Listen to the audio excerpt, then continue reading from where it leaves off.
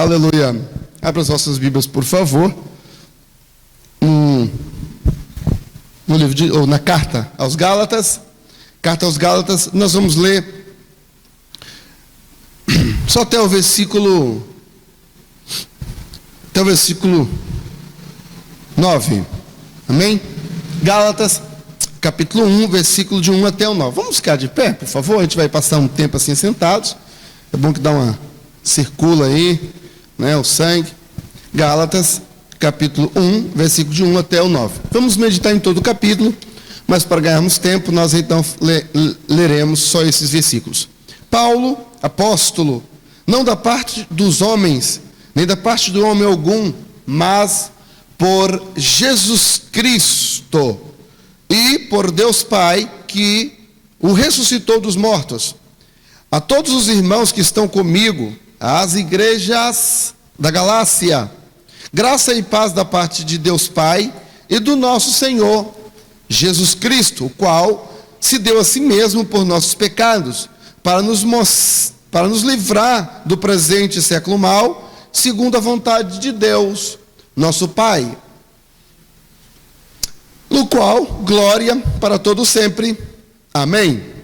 Maravilho-me que tão depressa passasseis daquele que vos chamou à graça de Cristo para outro evangelho, o qual não é outro, mas há alguns que vos inquietam e querem transtornar o evangelho de Cristo. Mas ainda que nós mesmos, ou um anjo do céu, vos anuncie outro evangelho, além do que eu já vos tenho anunciado, seja anátema. Assim como já vos dissemos, agora de novo também vos digo: se alguém vos anunciar outro evangelho, além do que já recebestes, que seja anátema. Amém. Podeis tomar assentos, por favor, queridos irmãos. Glória a Deus. O tema que estamos dando a esse capítulo, na semana passada nós fizemos uma introdução e falamos sobre o motivo pelo qual vamos estudar essa carta, a carta aos Gálatas. Esse estudo, presbítero Everton, chama-se o estudo expositivo, que é aquele estudo que pega-se um livro e vai, então, vamos estudando versículo por versículo. E o tema deste capítulo, capítulo 1, é o Evangelho original de Cristo. Por que original? É porque algumas pessoas estavam querendo mudá-lo. Então Paulo reforça o Evangelho que ele havia recebido. E ele mesmo diz ainda que um anjo do céu apareça. Não é? Recentemente, nós estivemos conversando com algumas pessoas, e as pessoas falam assim: mas é que eu acho, é que na minha opinião. Paulo, ele foi direto: ainda que um anjo apareça, quanto mais a sua opinião. Ou seja, a sua opinião não vale nada, né? Para governar a igreja de Cristo, para o evangelho já está todo escrito, nós só temos que lê-lo e obedecê-lo, ensiná-lo e não é inventar mais nada. O cano da escritura está fechado, né? Nós estamos vivendo uma época de falsas igrejas. Então é muito importante esse estudo que nós estamos vivendo. Para os irmãos terem ideia, hoje eu conversando com alguém, e nós estávamos falando, esse senhor, que estava conversando com ele vive amigavelmente com uma senhora. Vivem amigavelmente, que eu falo, moram juntos, né? São amaziados.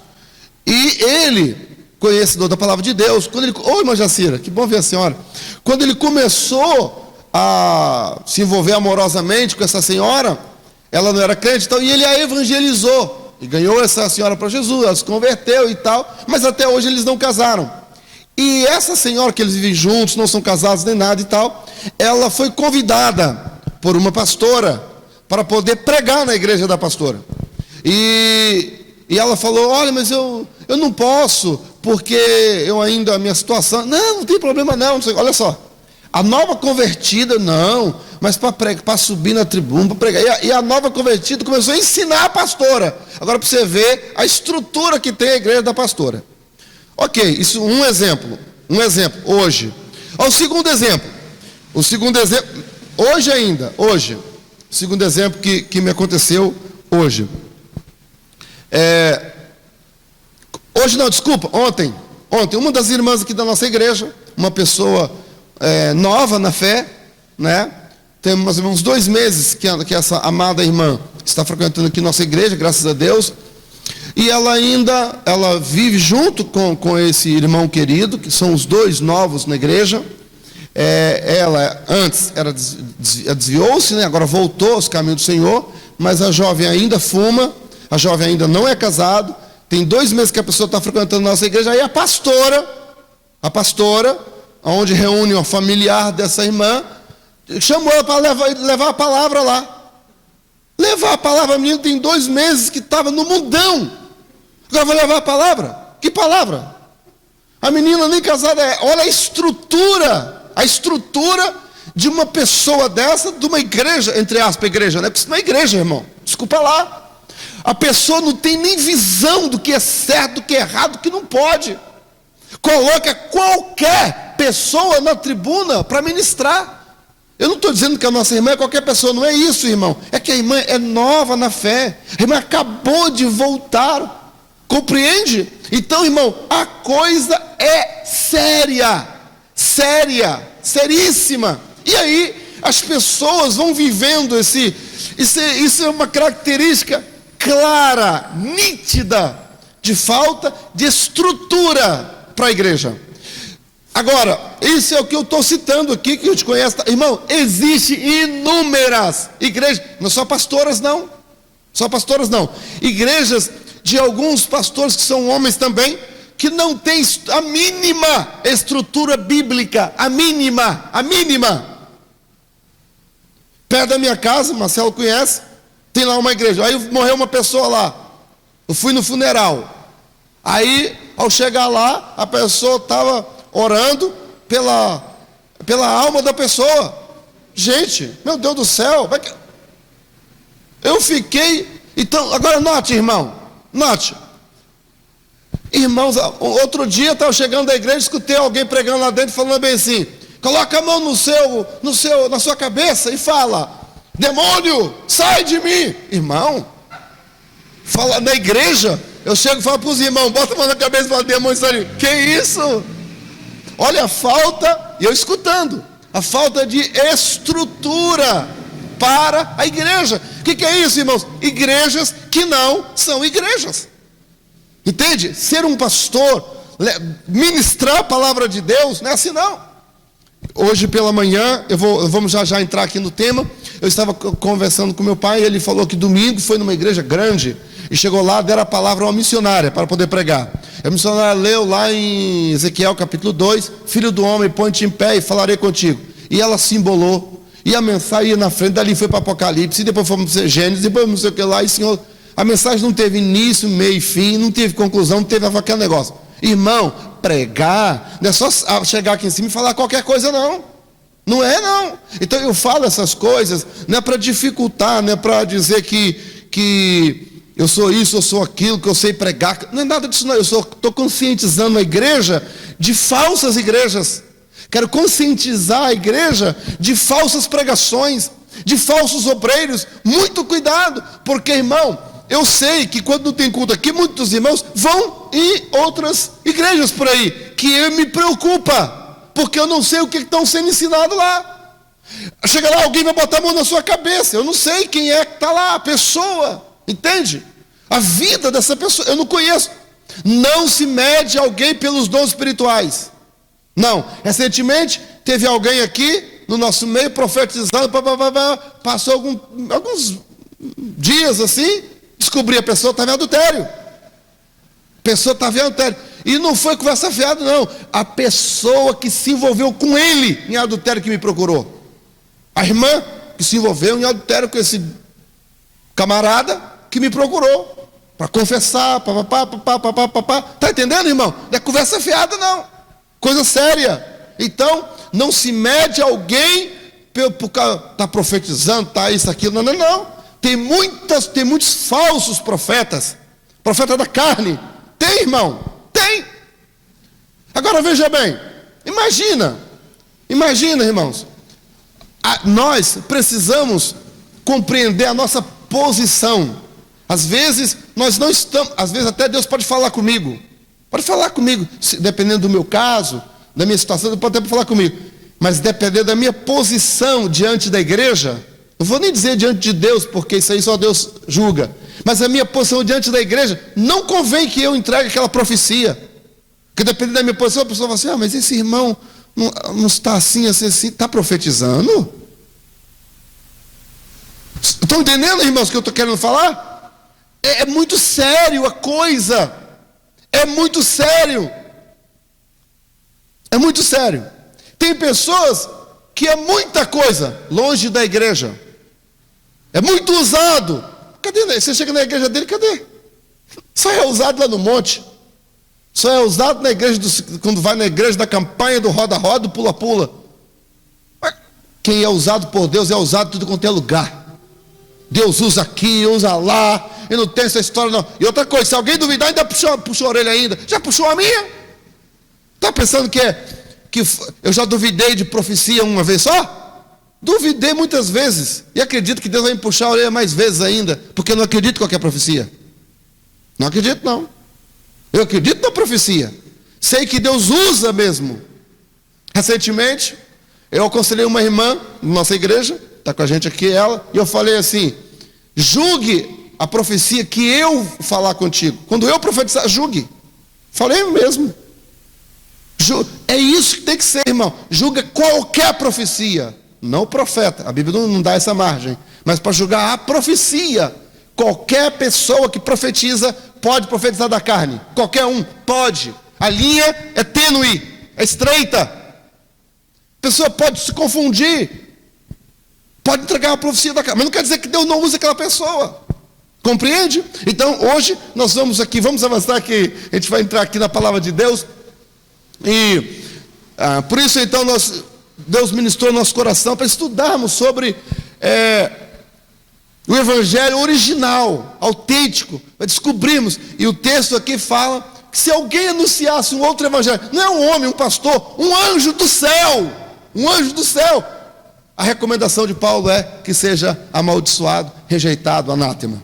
É uma recomendação muito importante para sermos. Não é a recomendação de Paulo, tá, irmãos? Paulo escreveu, mas estava sendo usado pelo Espírito Santo. É a recomendação de quem? De Deus. De Deus, sim ou não? Que este livro não é a palavra de Deus? É a palavra de Deus. É a palavra de Deus. Certo? Então vamos nós. O texto bíblico que nós já lemos.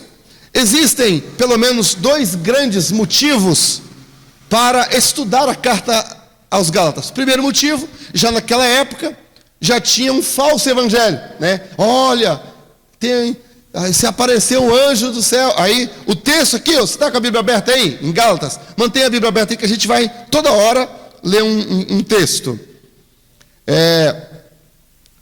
Veja aí, por favor, no versículo 7, o qual não é outro, mas aí um H, né? A do verbo haver, há alguns que vos inquietam, ou seja, há pessoas que vos inquietam e querem transtornar o evangelho. Está aí ou não está? Então já naquela época já tinha isso, tá? É o primeiro motivo para estudar essa carta. O segundo motivo para estudar a carta, o segundo motivo é que é o valor do Espírito Santo na carta aos Gálatas. Essa carta ela é uma carta que mostra muito o valor do Espírito Santo. Quer ver? Capítulo 3, versículo 2. Só quisera saber isso de vós. Recebeste o Espírito pelas obras da lei ou pela pregação da fé? Olha aqui. Olha o versículo 5 agora. Aquele, pois, que vos dá o Espírito e que opera maravilhas entre vós, faz pelas obras da lei ou pelas obras da fé? Olha aqui, ele está falando do poder do Espírito Santo na obra. Então, esses são os 2 motivos principais pelos quais devemos estudar essa carta de Paulo aos Gálatas, ok? Então, nós temos aqui também algumas questões. Por que devemos estudar e valorizar o objetivo do Espírito Santo nessa carta, a presença do Espírito Santo para receber a verdade, o Evangelho. A gente precisa do Espírito Santo para entender a revelação de Deus. Segundo, o Evangelho é oriundo do Espírito e não é das obras. Terceiro, apresentar a Abraão, nosso pai, na fé, que só recebeu a promessa pelo Espírito Santo. Foi o Espírito Santo que fez ele receber a promessa, Abraão. Testificação dos filhos. Nós, como filhos de Deus, o Espírito Santo é que testifica dentro da gente. Gálatas mostra isso, Gálatas 4 e 6. O Espírito Santo gera em nós a fé, Gálatas 5 e 5.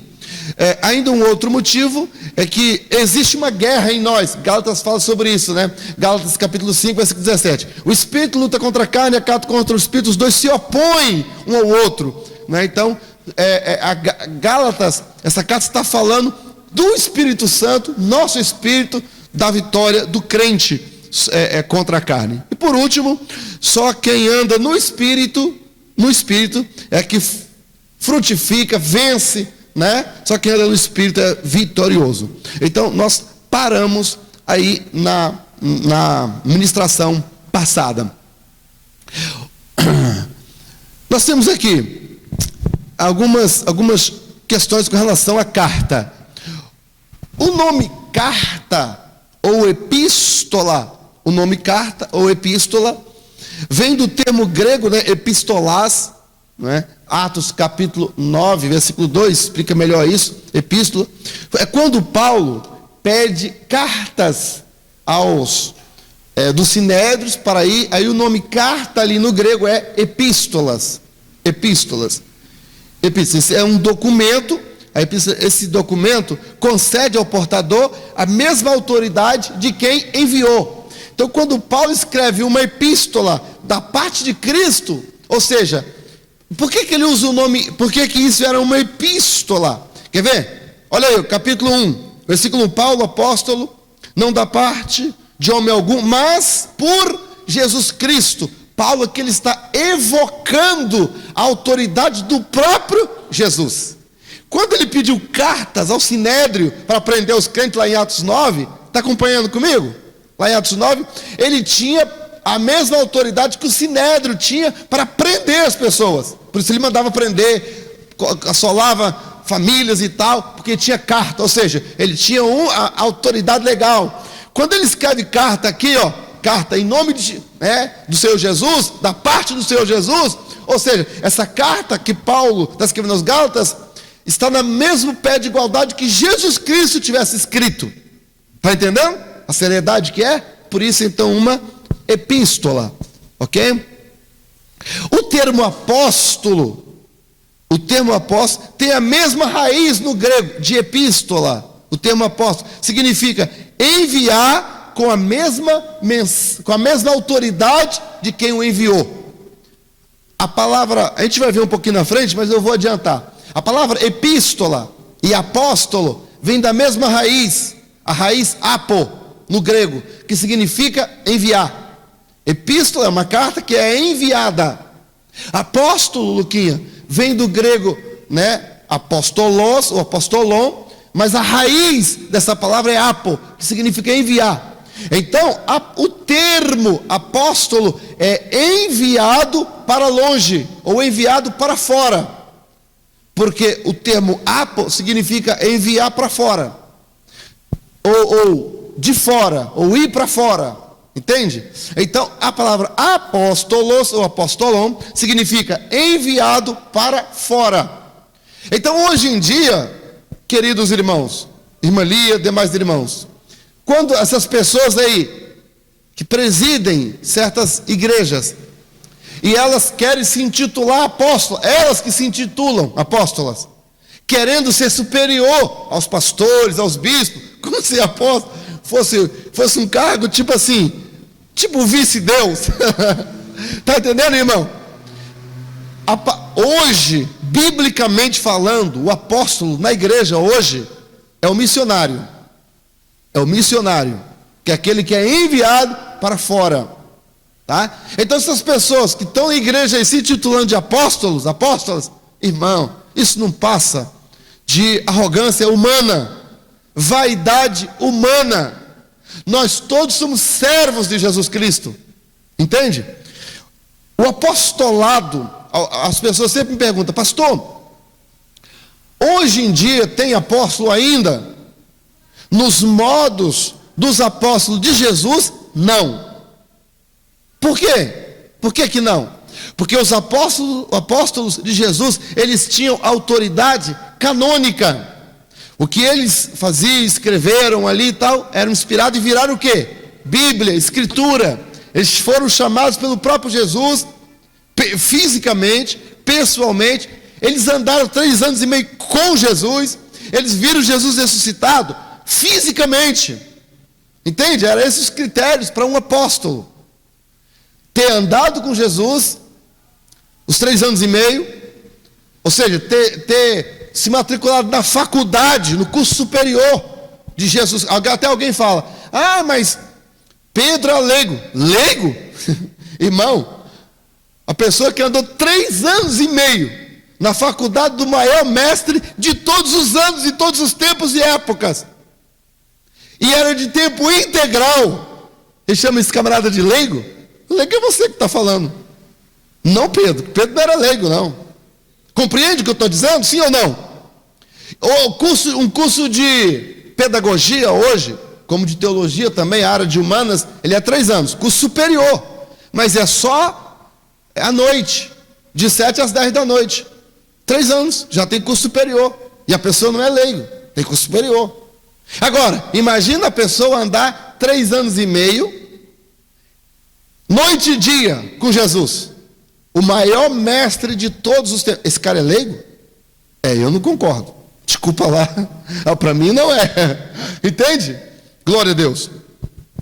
Então, irmãos, a palavra apóstolo, como eu estava dizendo, os apóstolos de Jesus, eles eram apóstolos, e hoje em dia não tem apóstolo como eles, do pé de igualdade deles não tem. Hoje tem apóstolo de que jeito? O apóstolo do Novo Testamento, de Efésios capítulo 4, versículo 11. Vamos dar uma olhadinha? Estamos em Gálatas, depois a gente volta. Só ir aqui, passar umas folhinhas para frente. Efésios capítulo 4. Efésios capítulo 4. E o versículo, vou começar do 8, tá? Começar do 8. Efésios 4 e 8. Pelo que diz: subindo ao alto, levou cativo o cativeiro e deu dons às mulheres. Não é assim que está aí? Eu pensava que eram as mulheres. Ora, isso ele subiu, que é senão também o que antes tinha descido às partes mais baixas da terra. Aquele que desceu é também o mesmo que subiu acima de todos os céus para cumprir todas as coisas.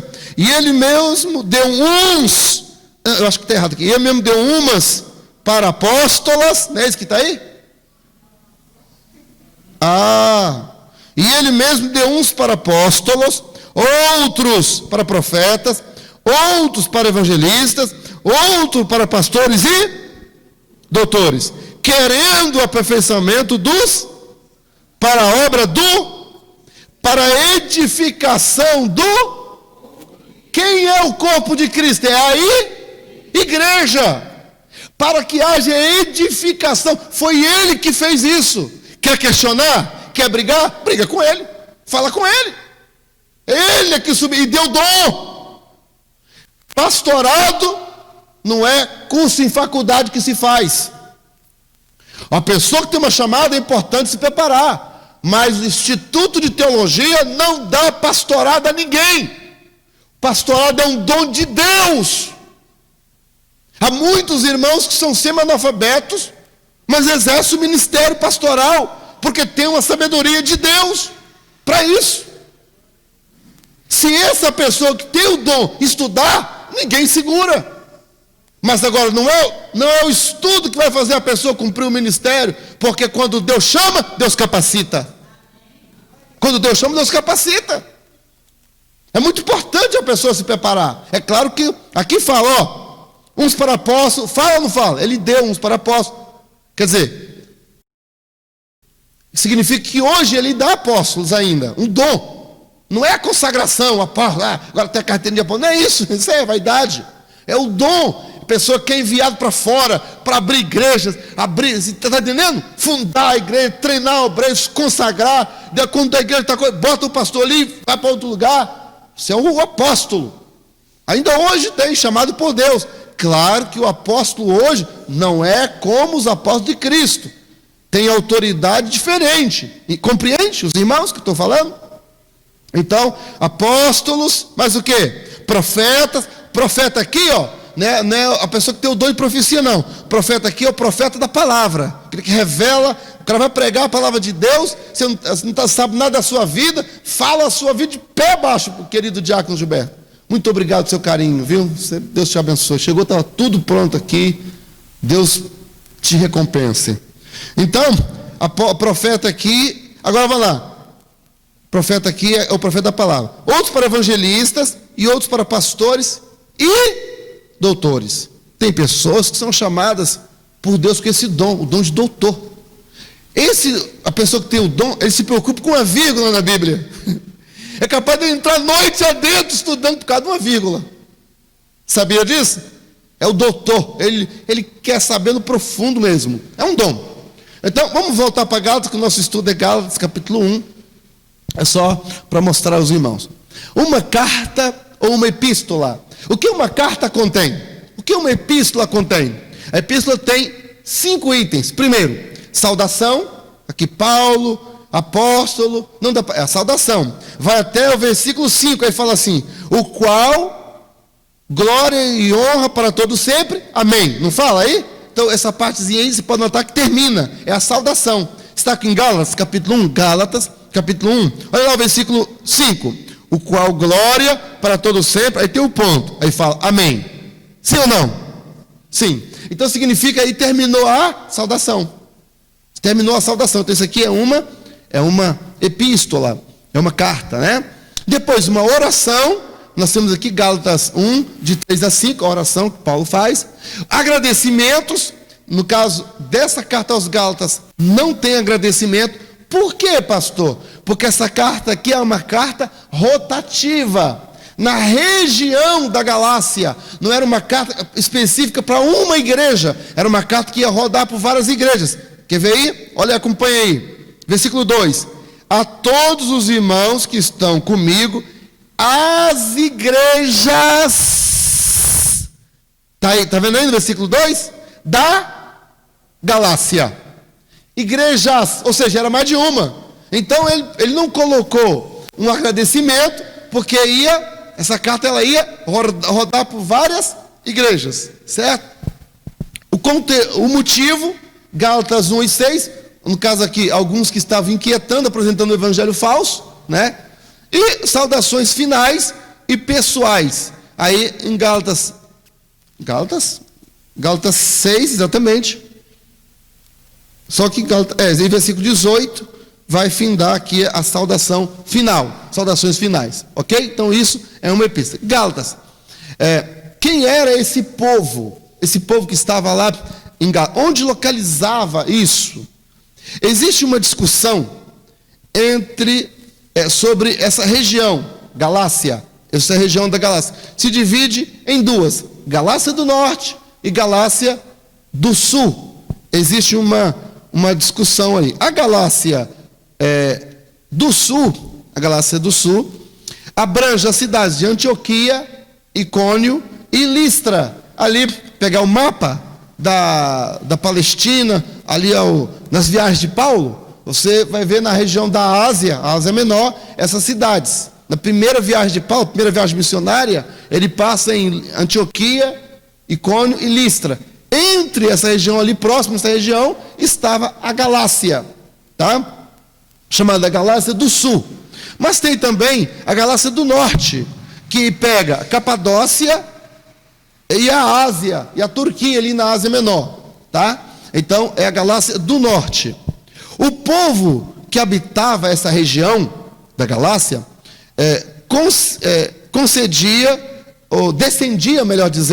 descendia dos bárbaros, gauleses e celtas, que invadiram a Macedônia e a Grécia nos anos 278, 277 antes de Cristo, e finalmente cruzaram o estreito de Dardanelos, ocupando a Ásia Menor. Depois, no ano 232 a.C., as fronteiras da região ocupada por este povo definiram, recebendo o nome de Galácia. Estes países setentrional passou posteriormente a fazer parte da extensa província romana chamada Galácia. Ok. Essa região da Galácia, o livro de Atos relata que foi somente em sua terceira viagem missionária, que o apóstolo Paulo finalmente chegou àquelas regiões. Gálatas, capítulo 16, depois capítulo 18 também. Já eruditos como Tilsen ele escreve um livro, comentário sobre o Novo Testamento, e esse pensador, ele é de opinião que Paulo passou pela província da Galácia por ocasião da primeira viagem missionária. Mas, irmãos, isso aqui é questionável. Por que é questionável? Porque durante a ausência de Paulo na Galácia do Sul, segundo aquele pensamento ainda de cima, certos mestres judeus, procedentes da Palestina, aqui em Atos 15, vamos ver isso, chegaram àquela região violentamente, acusando Paulo, né, seus ensinos. Acusavam, inclusive, do apostolado. Esse cara não é apóstolo coisa nenhuma, que apóstolo tem que ter andado com Jesus. Nunca andou com Jesus. Paulo não andou com Jesus, assim, nos 3 anos e meio. Então não é apóstolo. Eles questionavam isso, né? E eles também queriam que voltasse ao judaísmo, ensinando que as obras da lei que tinha elementos salvíficos. Tinha que voltar a circuncidar, tinha que voltar a guardar o sábado. Eles ensinavam todas essas bobagens aí para ser salvo, né? Muito bem, eles tentavam anular o apostolado, a autoridade de Paulo. A data ainda, deixa eu, antes de falar da data, Galácia do Sul, Galácia do Norte. A Galácia do Sul, essas duas teorias, falam que Paulo passou por lá na primeira viagem. Já outro pensador, deixa eu voltar aqui, que eu acho que é aqui, acho que eu pulei aqui.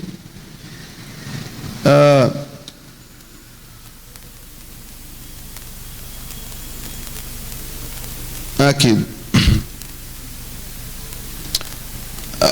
Não sei se eu estou colocando mais na frente ou se não, mas eu já vou. Essa aqui. Está ali, está a data. Embora aqui a data seja incerta, muito provavelmente no Concílio de Jerusalém, pelo fato de Paulo mencionar o Concílio de Jerusalém em Gálatas capítulo 2, o que indica que por volta do ano 49 depois de Cristo é que Paulo então chega na Galácia. Aí já é a Galácia, pegando também a Galácia do Norte, a Galácia do Sul e do Norte.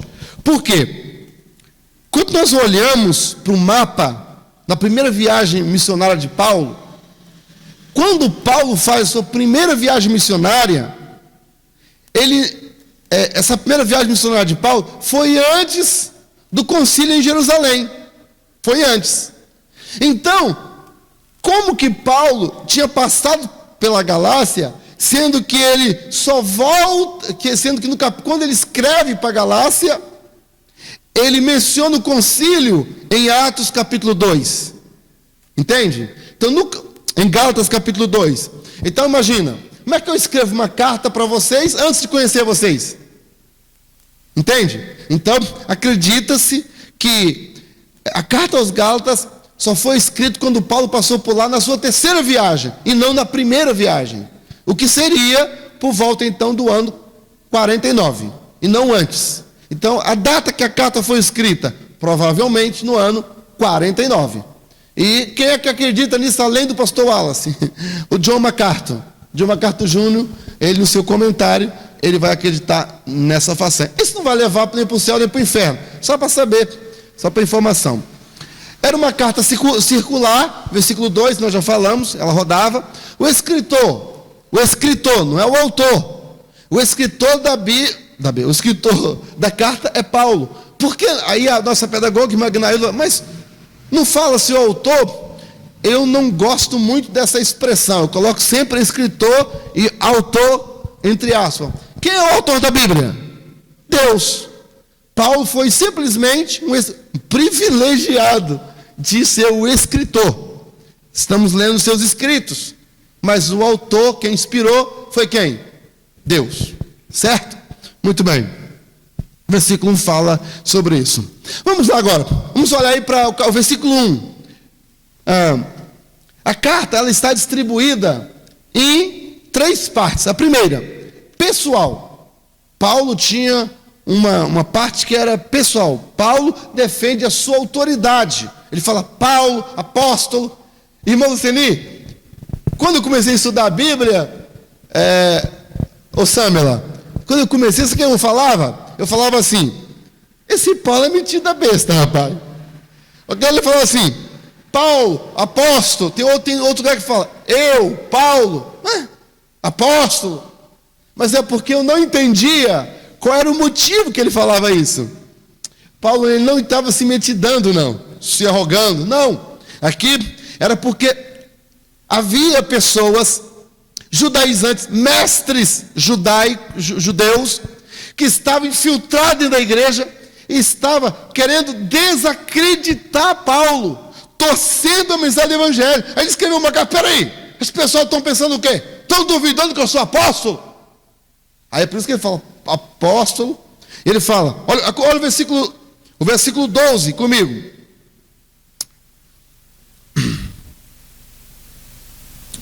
Porque não recebi, nem aprendi de homem algum. Como diria o jovem. Toma, que é para aprender, né? Não aprendi de homem algum. Mas pela revelação de Jesus Cristo. Por que ele fala isso? Porque havia alguns que estavam inquietando os irmãos. Irmão, sempre tem, tá? Pessoas que perturbam a igreja. Perturbam os irmãos. Vão de casa em casa. Teve um aqui, tínhamos que excluí-lo. Teve que os obreiros fizeram comissão. Ele estava indo nas casas, dizendo que não tem mais ceia, que a igreja não precisa de obreiro, pastor, não é preciso, que o batismo nas águas é coisa da lei. Eu falei, esse irmão deve ter batido a cabeça em algum lugar, só pode, né? Então, a carta é distribuída nesses aspectos que nós estamos falando. Primeiro, pessoal, Paulo defende sua autoridade apostólica. Segundo, doutrinário, o capítulo 3 e 4, fala da doutrina, o cerne da carta, né? E o tema aqui é a justificação pela fé. Para você ser justificado é pela fé, não é pelas obras da lei. E por último, a prática. Então a carta ela tem Paulo fala sobre ele, apresenta a doutrina e depois ele leva isso para o dia a dia dos cristãos. Você precisa de uma palavra para o seu dia a dia? Sim ou não? Eu preciso, irmão. Eu preciso. E Gálatas tem essa doutrina. Amém? Ok, vamos correr aqui. O capítulo 1, vamos analisar o capítulo 1 agora. Paulo usa o seu nome romano. Paulo, ele tinha 2 nomes. Paulo tinha dupla cidadania. Então Paulo, eu já falei isso aqui para os irmãos, mas sempre é bom lembrar. Vamos para Atos, capítulo de número 9. Em Atos 9, nós temos aqui a conversão de Saulo. Versículo 1 diz assim, Atos 9, versículo 1. Saulo, respirando ameaças contra os discípulos do Senhor, que era o nome do rapazinho, Saulo. Ele se converte em Atos capítulo 9, e nós vamos para o capítulo 13 agora. Agora aqui, esse Saulo, ele já era convertido, certo? E ele está servindo a Deus numa igreja que Barnabé foi e pegou pelo braço. Quem foi o discipulador de Paulo? Quem foi o responsável por Paulo ser o que foi? Discipularmente. Quem discipulou Paulo? Quem orou por ele, esse novo convertido? E ele foi batizado com o Espírito Santo. Quem foi? Quem foi a pessoa? Quem orou por ele foi Ananias. Mas quem discipulou ele foi Barnabé. Barnabé. Aí, em Atos aqui, capítulo 13, na igreja que estava em Antioquia, havia alguns profetas e doutores. Então era uma igreja com muitos dons, sim ou não? Tinha profetas, tinha doutores, a saber, Barnabé e Simeão, chamado Níger, Lúcio, Cirineu, Manaém, que foram criados com Herodes, Tetraque, e quem? Saulo. Ele já era convertido, Saulo. Servindo eles ao Senhor, disse quem, gente? Apartai-me a Barnabé e a... Uai, não é Paulo não que está aí? Mas será que o Espírito Santo se equivocou? Porque ele já era convertido, não era para chamar ele de Saulo ainda. Mas ele fala, o Espírito Santo, separar-me a Saulo. Saulo, ele era da tribo de Benjamim. Saulo, esse Saulo aqui, ele era da tribo de Benjamim. Benjamim deu o primeiro rei a Israel. João Vitor, qual foi o primeiro rei de Israel? O primeiro rei de Israel foi quem? Gelou, hein? E agora? Foi quem? Quem sabe? Pode ajudá-lo? Quem pode ajudar o João Vitor? Saul. Foi Saul. Isso, João Vitor. Eu sei que você sabe, você só esqueceu, né? É isso aí. Foi Saul. Então, muito bem. Vamos lá. Saul. Em homenagem ao primeiro rei, essa tribo, a mãe de Saulo, poxa, nós demos o primeiro rei a Israel, colocou o nome de filho de Saulo, em homenagem ao primeiro rei, em homenagem a Saulo. Então Saulo é o nome hebreu de Paulo. Agora vamos lá, versículo 2 de Atos 13, disse o Espírito Santo, e servindo eles o Senhor jejuando, disse o Espírito Santo, apartar-me a Barnabé e a Saulo, para a obra que eu os tenho chamado. Então jejuando, orando, pela soberania eles pediram. E aqui, eles agora descem para... Paulo, ele era um grande estrategista missionário. Enquanto ele estava na região geográfica da Palestina, terra judaica, ele usava qual nome? Saulo, nome hebreu, Saulo. Quando ele desceu aqui para Chipre, Pafos, essas ilhas aqui, aí ele já saiu da terra dos hebreus. Ele agora usou a sua outra identidade. Ele era cidadão romano. Aí ele usou o nome de Paulo. A própria Bíblia diz isso, versículo 9. Versículo 9. Atos 13, versículo 9. Todavia, Saulo, que também se chama, como é que está aí? Paulo. Então note, a própria Bíblia diz que ele tem dois nomes. Gente, é uma heresia, não se pode pregar que Saulo era o nome antes de se converter, e Paulo era o nome depois que ele se converteu. Isso não pode, heresia, é uma informação falsa. Paulo, ele tinha os dois nomes. Pastor, por que da agora para frente aqui ele só usa Paulo?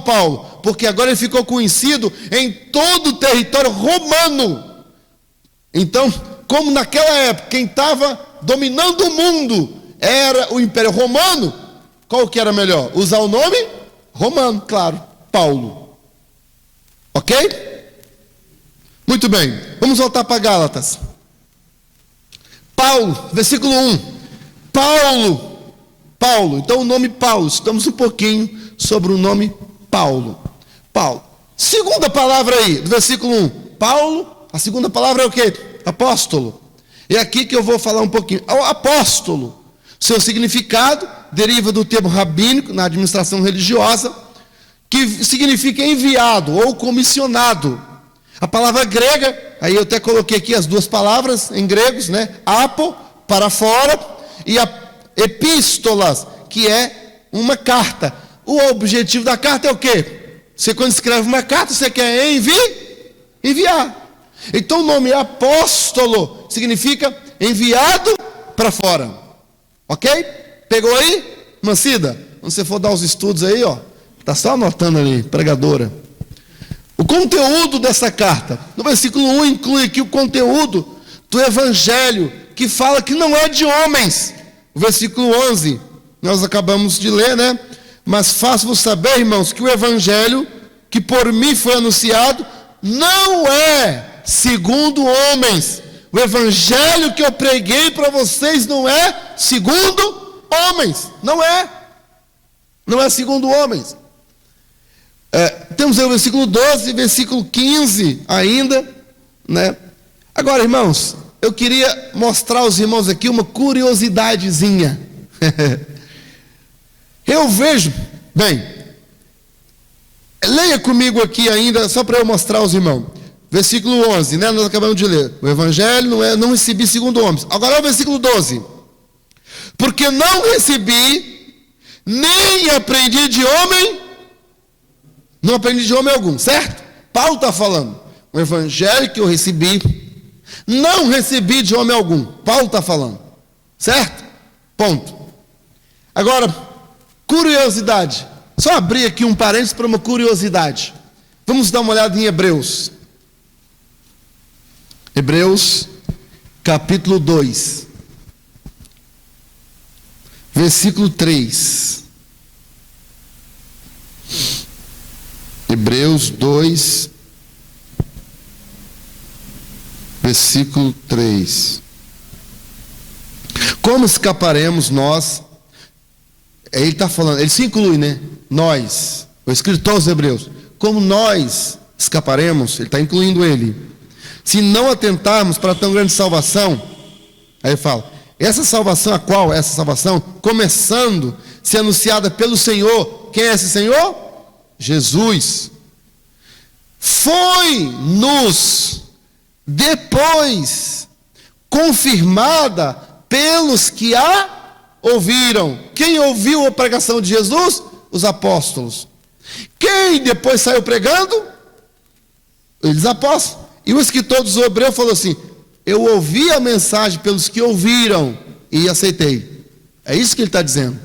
Já que o escritor dos Hebreus diz isso, o que que isso prova? Uma prova interna.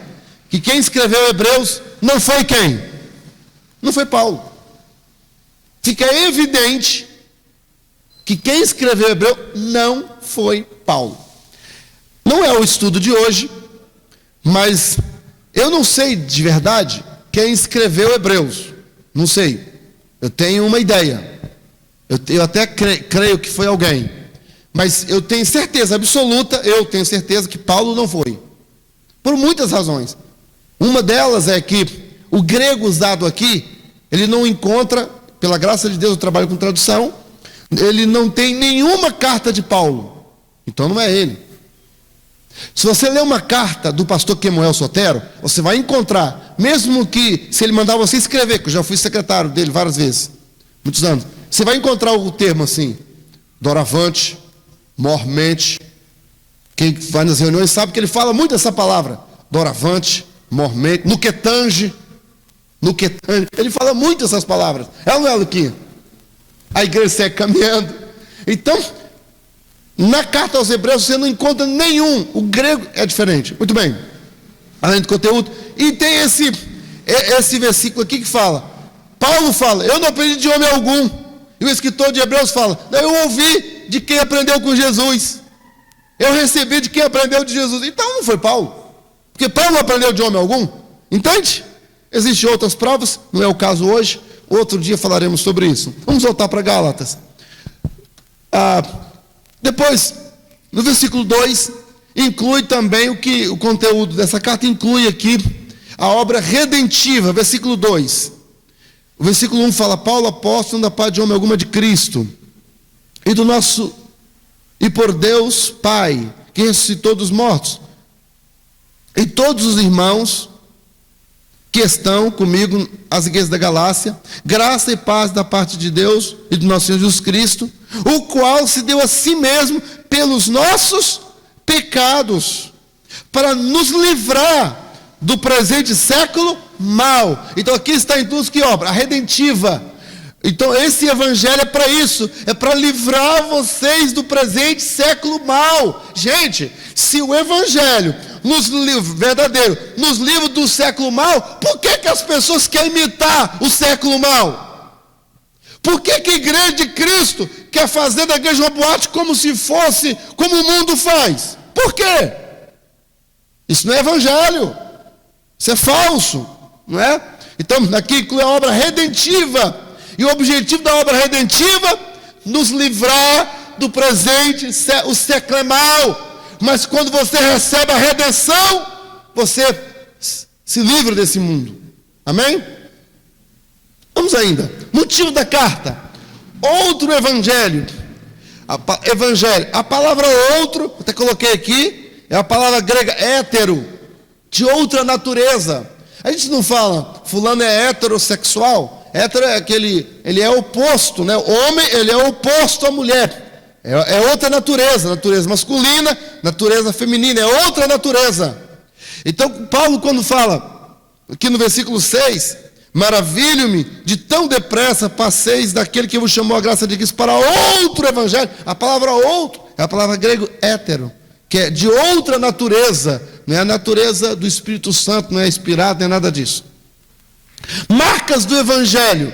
Marcas do evangelho. O evangelho está na vontade do Pai. O evangelho está mostrando aqui, gente, esse evangelho que eu estou escrevendo, Paulo falando, está na vontade do Pai. Me acompanhe. Versículo 1 fala sobre da parte de Jesus Cristo e do Pai. Versículo 3, graça e paz da parte de Deus Pai, da parte de Deus Pai e do Senhor Jesus Cristo. Então o evangelho é da parte do Pai, é da vontade do Pai. Não é um evangelho que por aí, do Galileu, não, do Pai.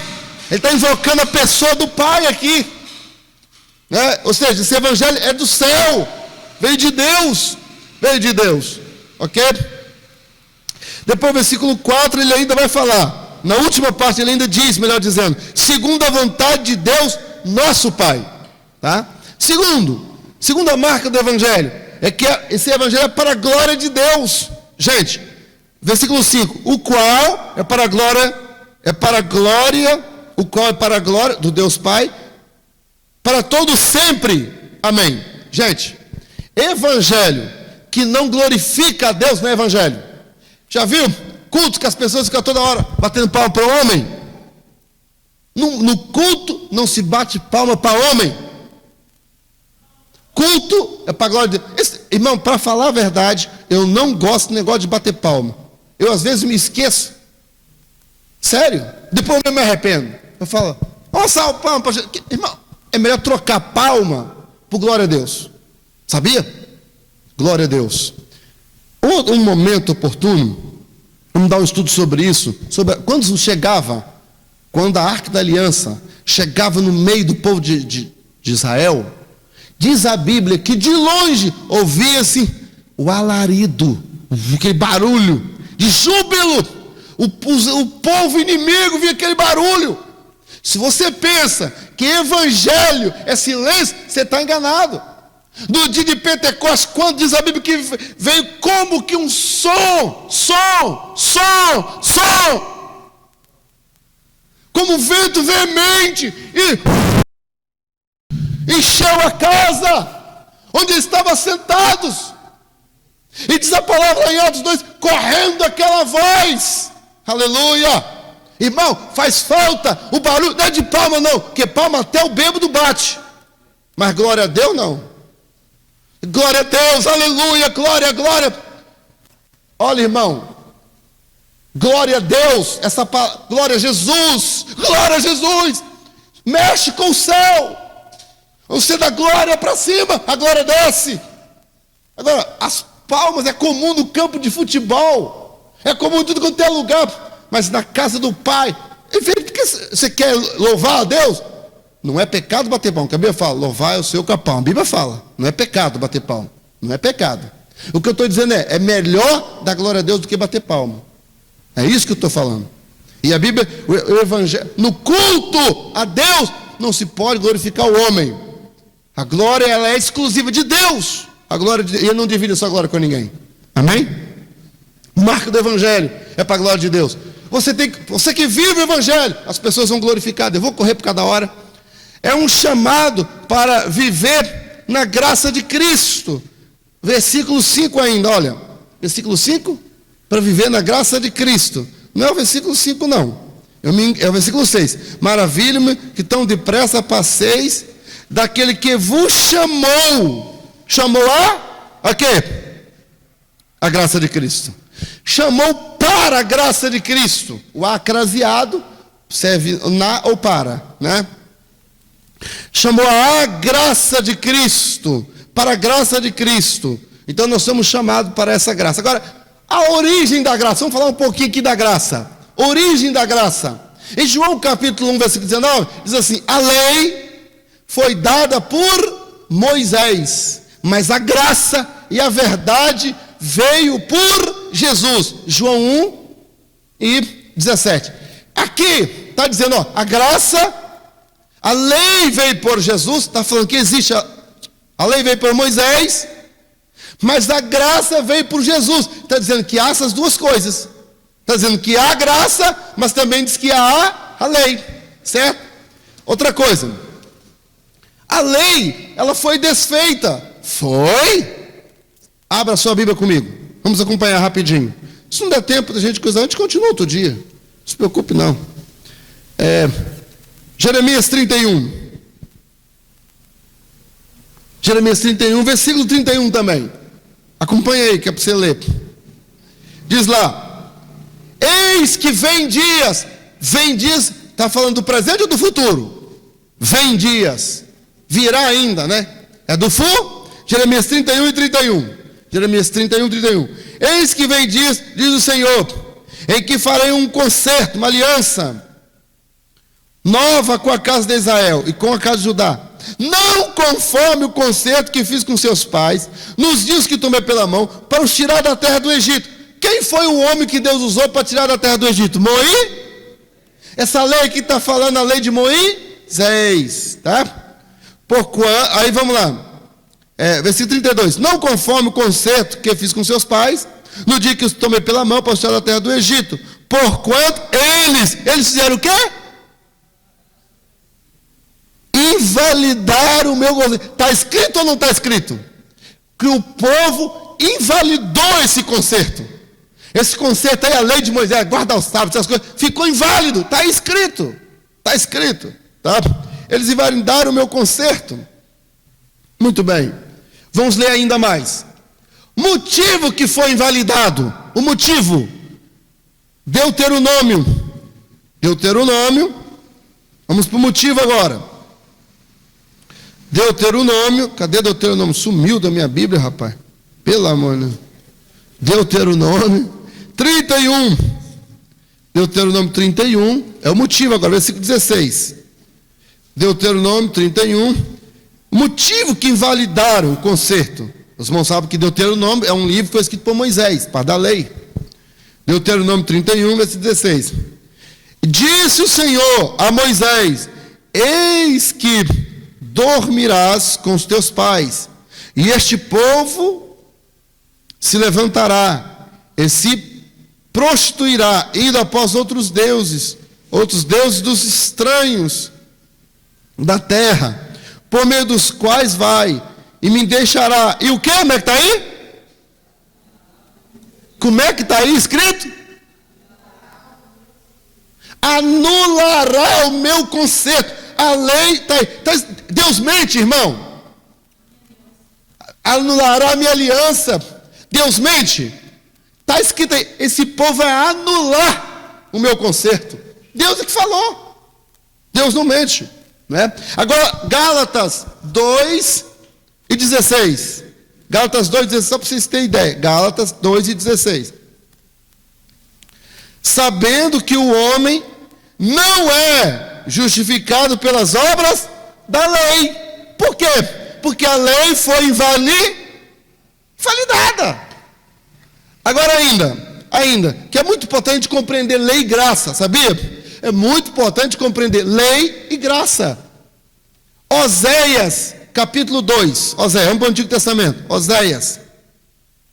Fica depois de Ezequiel, Oséias. Vamos lá, Ezequiel, Oséias. Oséias, capítulo 2, versículo 11. Oséias, capítulo 2, versículo 11.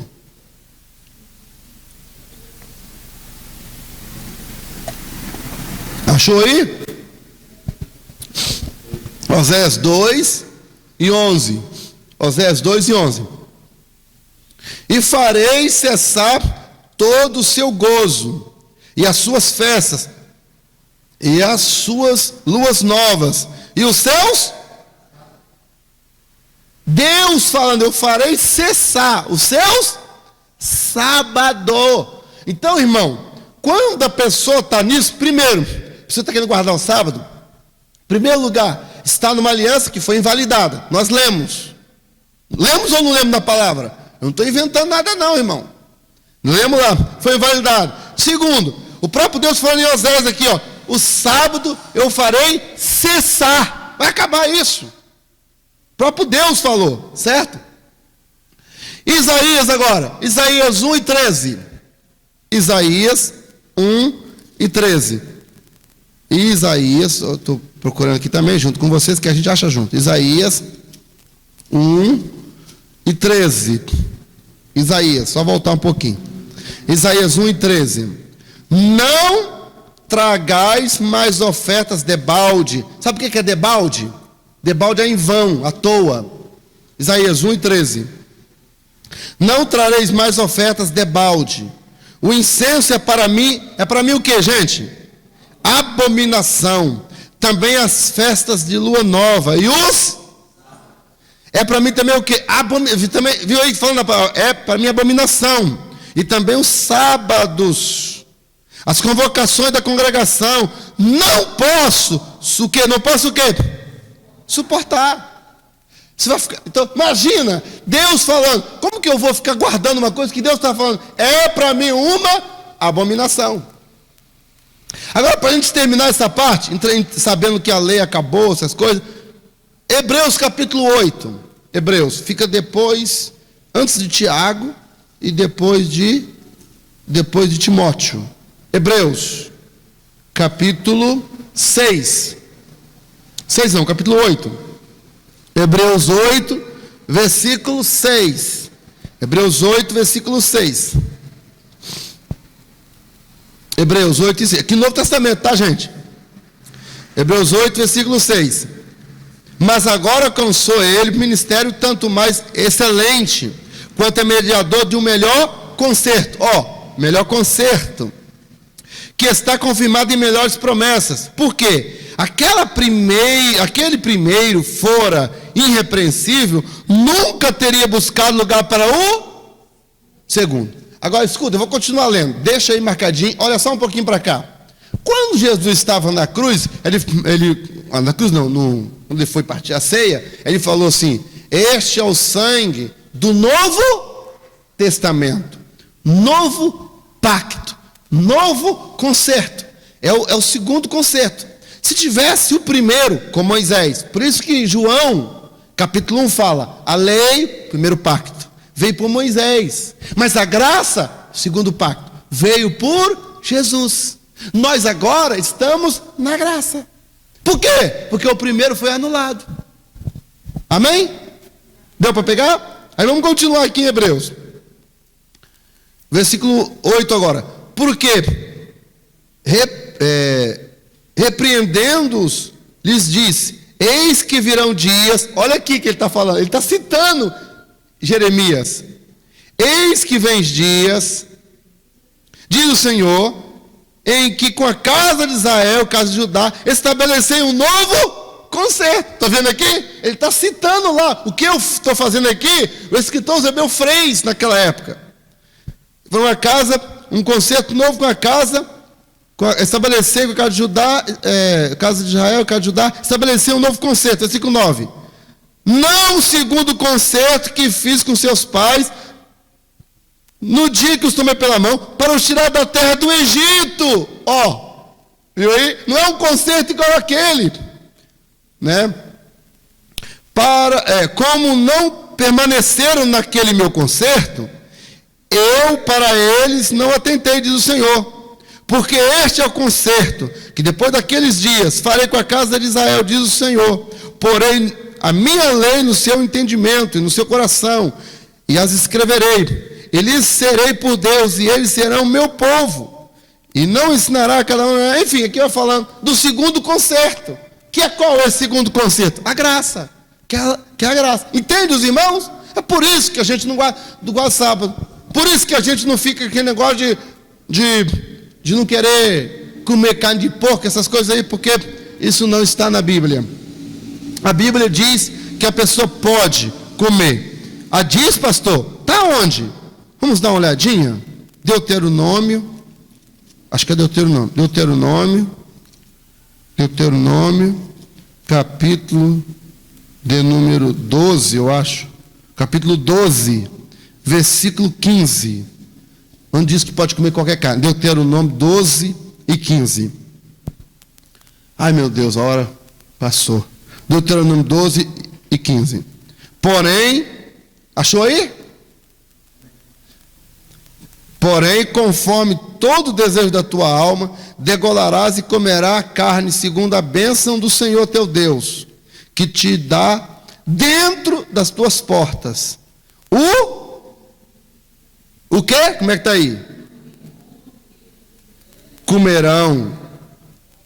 Viu? O imundo. O porco era considerado imundo? Porco era considerado imundo? Sim ou não? Aqui está dizendo, o imundo e o puro comerão livremente dentro da tua porta. Viu aqui? Se você ler os versículos anteriores, está dizendo aqui que depois que eles entrassem na terra prometida, poderia comer. O que não podia no deserto. No deserto é que não podia comer esses animais imundos. Por quê? O porco, por exemplo, ele, naquela época o cemitério não é igual hoje, que é morado. E o porco é um animal que ele come carne humana. A pessoa morria com lepra. O porco comia, ficava infectado. Se comesse o porco, ficava doente. Deus, prevendo essas coisas, proibiu de comer. Quando entrou na terra, come o que quiser. Não está escrito? Não está escrito aqui o imundo? Está ou não está escrito? Eu estou inventando. Está escrito aqui, ó. Deuteronômio 12, versículo 15. Porém, conforme o desejo da tua alma, degolarás e comerás a carne, segundo a bênção que o Senhor teu Deus te dá dentro das tuas portas. O imundo e o limpo, dele comerão. E diz ainda, fala, coma a carne do corvo, do veado, que era carne limpa. Pode comer isso aí tudo. Está entendendo? Muito bem. Então, eu quero ler ainda, irmão, João 9,16 ainda, só para fechar essa partezinha aqui. João, capítulo 9, versículo 16. João 9,16. João 9, cadê João? João 9, versículo 16.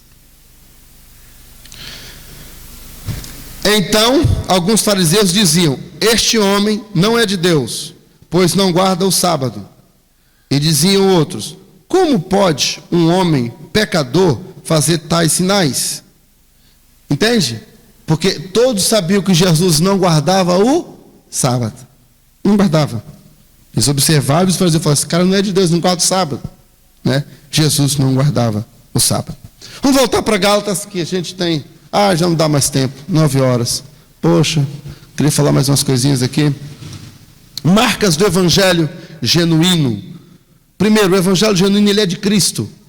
Segundo, o que é o evangelho, né? O evangelho é o conjunto dos ensinamentos de Jesus. São as boas novas de salvação, mas centradas em Jesus. Está centrada nele. Não é da lei, conforme nós falamos, né? Olha aqui, ó. Em Mateus, capítulo 5. Ouviste o que foi dito, eu porém vos digo. Ouviste o que foi dito, eu porém vos digo. Então, na lei está escrito assim, mas então Jesus, ele é o mediador, né? Entre a lei e a graça. Nós não estamos na lei. O evangelho tem sua estrutura nos profetas. O outro evangelho, agora o outro evangelho. Primeiro, ele não é de Cristo. Aqui, Gálatas capítulo 1, só para a gente terminar aqui rapidinho. Gálatas 1, versículo 6, fala do outro, versículo 12. Fala porque não recebi de homem algum, não é? Então, esse evangelho que não é um evangelho que vem de homens, que vos inquietam. Segundo, esse outro evangelho. O outro, ele é o de Cristo, mas transtornado. A palavra transtornado eu pesquisei, significa modificado. outro evangelho é modificado. Você encontra nos evangelhos de Jesus, nos ensinamentos de Jesus, ele escolheu 11 apóstolos e uma apóstola, não foi? Não foi não? Então, irmão, esse negócio de escolher apóstola não é o evangelho de Jesus, é o outro. É isso que eu estou querendo dizer. É o outro evangelho, porque no de Jesus não tem isso. Não tem. Transtornar. O que é transtornar? Transtornar, sabe quem é especialista nisso? O diabo, Satanás. E eu coloquei aqui um exemplo. Lá em Gênesis, no capítulo 1, capítulo 2 de Gênesis tem as palavras de Deus falando: de toda árvore do jardim comerás livremente, mas da árvore do conhecimento do bem e do mal, dela não comerás, porque no dia em que comeres, certamente morrerás. Essa aqui é as palavras de Deus. Aí em Gênesis 3, a palavra do diabo: é assim que Deus disse: não comereis de toda a árvore do jardim? Foi isso que Deus falou? Como diz o jovem, né? Você está de brincadeira. Deus não falou isso. Deus falou, toda a árvore, olha o que Deus falou: toda a árvore comerás livremente. Aí o diabo não pode comer de toda a árvore do jardim. O que ele fez? Ele pegou as palavras de Deus e transtorceu. É isso que o diabo está querendo fazer com as igrejas. O que é a igreja? A igreja é a agência de Deus na terra. A igreja é o povo lavado, remido pelo sangue de Jesus. A igreja é a representação do céu aqui embaixo da terra. O Espírito de Deus está no meio da igreja. E o Espírito Santo, o Espírito, a igreja grita: vem Senhor Jesus. O que esse infeliz desse demônio, Satanás e seus ardis querem? Entrar dentro dessa igreja e transtornar a mensagem do evangelho. Sabe onde está o poder da igreja? Está no do evangelho genuíno. Se você mudar a mensagem do evangelho, você muda o poder do evangelho, a capacidade do evangelho. Você muda o poder que o evangelho tem. O evangelho liberta, o evangelho transforma, o evangelho capacita, o evangelho traz vida eterna. Aleluia! O evangelho é a sabedoria de Deus. O evangelho está além de filosofia, de cultura, de doutorado. O evangelho é a sabedoria de Deus. Agora, o que o demônio quer? Ele quer invadir, ter a placa de igreja, o rótulo de pastor, de apóstolo, diz não sei o quê, mas a mensagem é corrompida, a mensagem é adulterada. O maior desejo do diabo sempre foi, ele tentou destruir a Bíblia ao longo da história.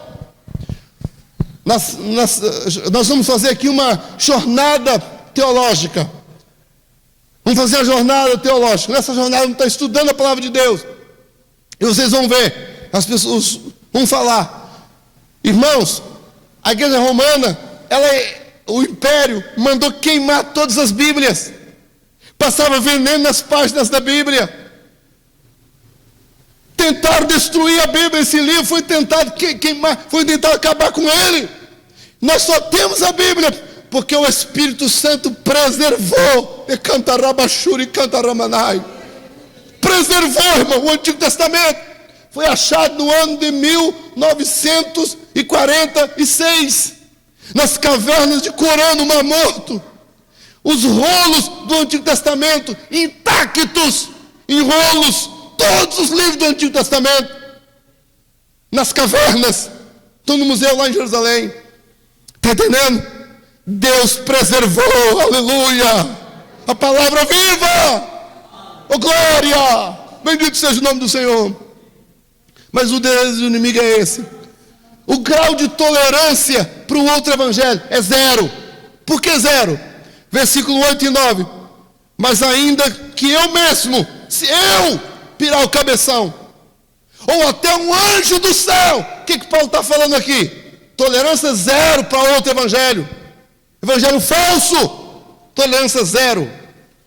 Quarto, o evangelho falso, ele está fundamentado na persuasão dos homens versículo 10. Porque pessudo agora, homens, persuasivo. Sabe o que é persuasivo? O cara fala, você, rapaz, é verdade mesmo, para que fala, tá falando, ó, rapaz. A gente acha que o cara tá certo. Persuasão humana. Quinto lugar, ele é pregado pelos falsos irmãos. Capítulo 2, rapidinho, só para terminar aqui, porque a hora já acabou. Capítulo 2, versículo 4. E por causa dos falsos, irmão verdadeiro. Irmão, já pensou? Você ficar aqui dentro da igreja, não fizer nada de errado, depois ir para o inferno ainda? Por causa do evangelho é falso, igreja falsa? Misericórdia. Que Deus nos guarde. Agora estou para terminar. O evangelho genuíno, ele é visto nas pessoas transformadas. Versículo 13. Porque já ouvistes qual foi antigamente a minha conduta do judaísmo. Como eu fazia? O que Paulo está falando? Vocês me conheceram. E agora vocês estão vendo que eu... Aqui, irmão Jussiara. O que está falando? Você viu a minha conduta? Eu agora estou transformado. O evangelho verdadeiro. Você olha para a pessoa e você fala, gente, Marina era isso. Igual o Hudson teve aqui, estava falando. Mas agora você vê. Agora olha para ele, olha para ela. Vida transformada. Segundo, as pessoas glorificam a Deus. Versículo 23, capítulo 1. Versículo 24, olha lá. Glorificavam a Deus a respeito de mim. Quem olhava para Paulo falava, glória a Deus. Paulo, rapaz, agora é outra pessoa. Aleluia. Quem olhar para o irmão Marivaldo, olhar para mim, olhar para a nossa pedagoga irmã Guinailda, vai dizer, vai olhar para o presbítero Everton, gente, é outra pessoa. Olha para a irmã Denise, para a nossa jovem, é outra pessoa. Oh, glória. O evangelho genuíno é visto em primeiro lugar, vidas transformadas, pessoas glorificam a Deus quando vê a mudança em nós. Terceiro lugar, aprende que há um tempo de preparação. Versículo 15. Versículo 15, agora para ganhar tempo. Versículo 18. Depois, passado quantos anos? 3 anos. Paulo não começou logo pregando, não. Ele se converteu, passou 3 anos. Houve um tempo de preparação. Acabado de converter hoje. Já quer estar pregando. Rapaz, pregar não é assim não, calma. Aprende primeiro.